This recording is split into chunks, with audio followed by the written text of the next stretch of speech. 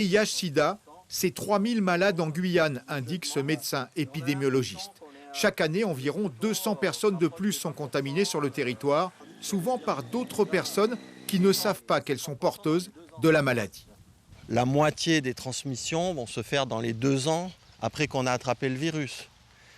Et comme en général, en moyenne, on fait le diagnostic au bout de 3 ans d'évolution de la maladie, ça veut dire que quand on fait le diagnostic, il y a probablement déjà eu transmission. Donc c'est vraiment très très important de faire le dépistage et le plus tôt possible.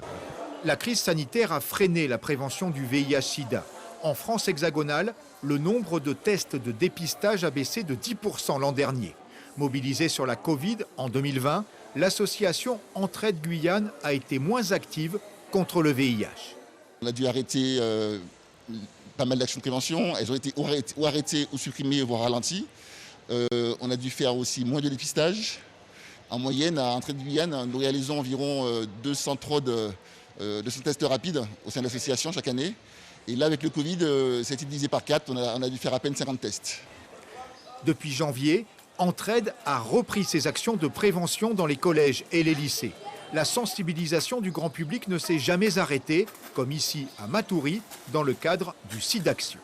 Un travail qu'on doit faire en amont pour sensibiliser les gens, pour mettre les préservatifs et aussi pour s'approcher à des associations que nous pouvons les orienter et de faire la prévention.